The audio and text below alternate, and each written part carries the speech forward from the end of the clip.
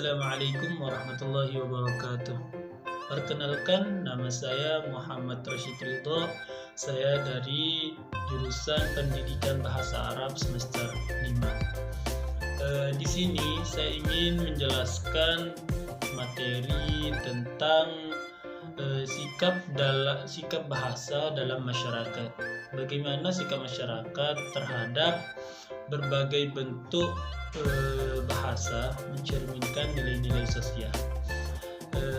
Ini mata kuliah sosiolinguistik atau bisa juga disebut ilmu lughah al-ijtimai, dosen pengampu Ustadz Syamsuddin Sirah MPD. Baiklah, di pertemuan atau di video kali ini saya ingin membahas yang pertama adalah tentang sikap bahasa dalam masyarakat. Apa sih bahasa itu? Bahasa adalah lebih dari sekedar alat komunikasi. Ia merupakan cerminan mendalam dari nilai-nilai sosial dan budaya suatu masyarakat. Setiap bahasa, dialek atau aksen tidak hanya mempengaruhi bagaimana kita berkomunikasi, tetapi juga mencerminkan struktur sosial, kekuasaan, dan identitas kultural. Kalau pandangan dalam masyarakat, bagaimana sikap masyarakat terhadap bahasa?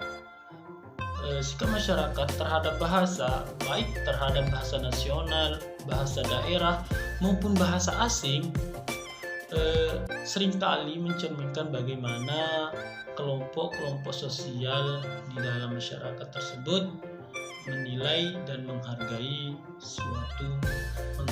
satu sama lain. Yang kedua, slide berikutnya adalah nilai sosial dalam sikap masyarakat. Apa saja nilai-nilai sosial yang tercerminkan dalam masyarakat? Yang pertama adalah nilai-nilai sosial seperti rasa hormat, hierarki sosial, dan solidaritas seringkali tercermin dalam cara masyarakat memandang bahasa tertentu. Contohnya misal, bahasa nasional cenderung dianggap sebagai bahasa resmi dan memiliki status tinggi, sementara bahasa daerah mungkin dianggap lebih rendah atau terpinggirkan dalam konteks formal. Di sisi lain juga, bahasa asing seperti bahasa Inggris sering dikaitkan dengan status sosial tinggi dan pendidikan yang lebih baik. Oke, slide berikutnya adalah apa saja teori-teori pendukung. Nah, di sini di slide ini dicantumkan ada dua teori pendukung. Yang pertama adalah teori diklosia. Siapa yang mencetuskan teori diklosia? Teori diklosia ini dicetus oleh Ferguson tahun 1959 yang menjelaskan bahwa di dalam masyarakat sering terdapat dua bentuk bahasa, yaitu bahasa tinggi formal dan bahasa rendah informal. Teori yang kedua adalah teori identitas sosial. Siapa yang mencetuskan teori identitas sosial? Yang teori ini dicetuskan oleh Tajfel tahun 1979 yang menekankan pentingnya bahasa sebagai alat pembentuk identitas kelompok. Oke, slide berikutnya menjelaskan tentang sikap masyarakat terhadap bahasa nasional. Sebagai bahasa pemersatu, bahasa Indonesia terutama dianggap penting dalam kehidupan sehari-hari, terutama dalam konteks formal. seperti pendidikan dan pemerintahan. Oke, sebelumnya tahan dulu sedikit. Oke. Lanjut, sikap masyarakat terhadap bahasa Indonesia ini cenderung positif karena bahasa ini dipandang sebagai alat untuk menghilangkan sekat-sekat etnis dan budaya. Namun, di daerah-daerah tertentu, penggunaan bahasa Indonesia dalam kehidupan sehari-hari dapat dianggap kurang sesuai, terutama dalam konteks budaya lokal. Di slide ini juga ada sikap masyarakat terhadap penghargaan keragaman bahasa.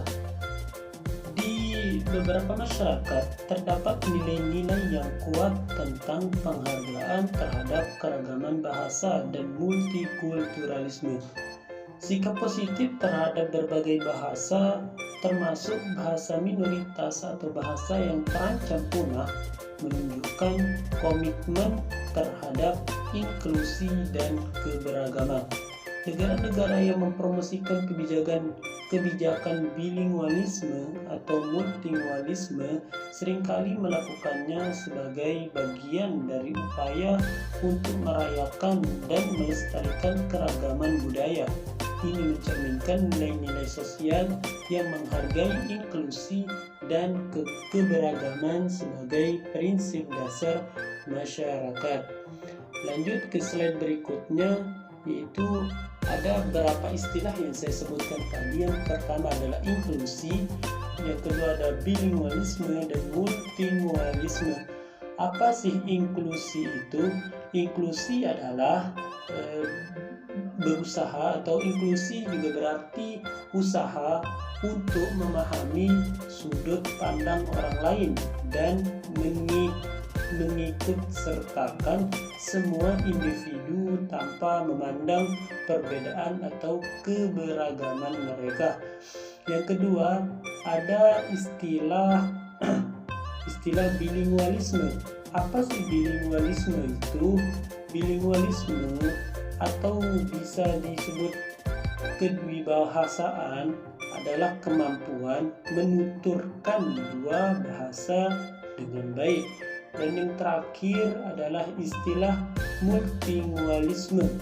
Apa itu multilingualisme? Multilingualisme adalah keadaan atau gejala pada seseorang atau suatu masyarakat yang ditandai oleh kemampuan dan kebiasaan memakai lebih dari satu bahasa.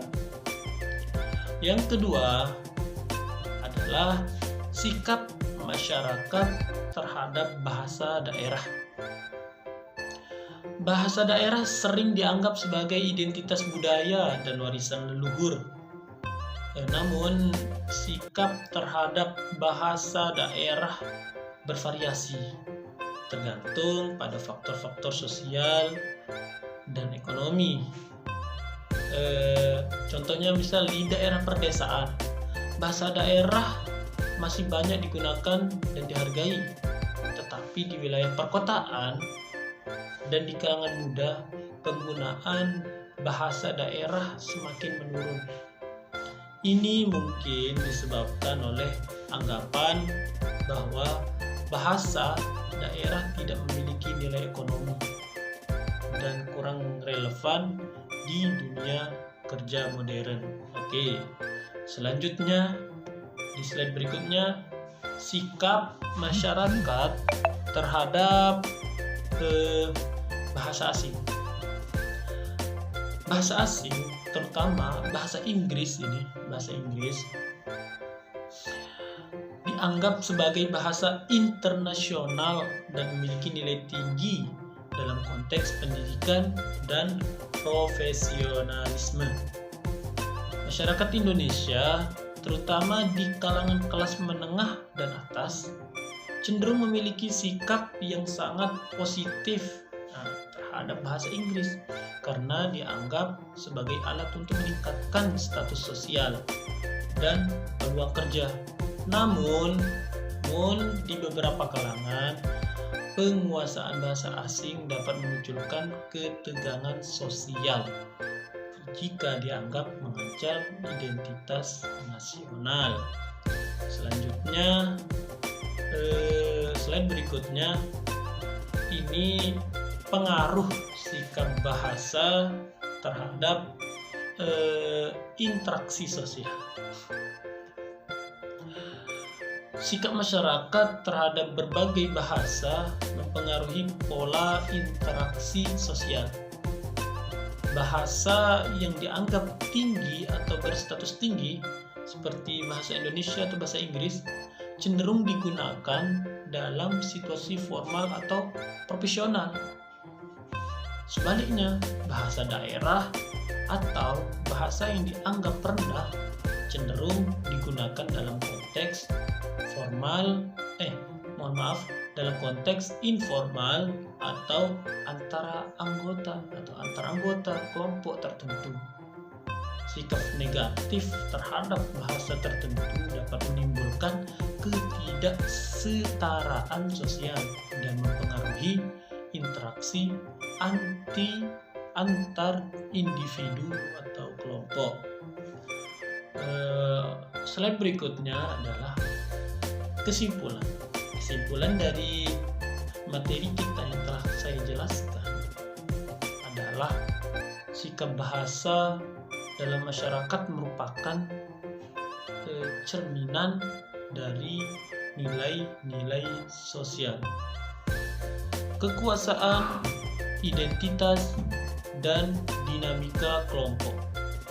Bagaimana masyarakat memperlakukan berbagai bentuk bahasa menunjukkan bagaimana mereka memahami posisi mereka sendiri dalam dunia sosial dan bagaimana bahasa berfungsi sebagai alat untuk mencerminkan dan mempertahankan nilai-nilai tersebut.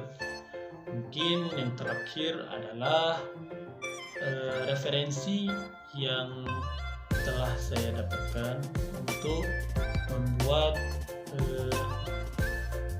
PowerPoint dan yang ingin saya sampaikan. Saya mendapatkan referensi itu dari slide ini di belakang. Mungkin itu saja yang bisa saya sampaikan. Kurang dan lebihnya mohon maaf. Mungkin akhirul kalam, saran saya untuk penting bagi pemerintah dan masyarakat untuk menjaga keseimbangan antara pelestarian bahasa daerah dan penguasaan bahasa nasional serta asing. Mungkin bahasa daerah harus tetap dilestarikan agar identitas budaya tidak hilang, namun tanpa mengabaikan pentingnya menguasai bahasa-bahasa yang berfungsi dalam konteks global dan formal.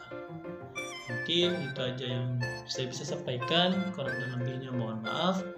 Wallahul muwaffiq ila aqwamit thoriq. Wassalamualaikum warahmatullahi wabarakatuh.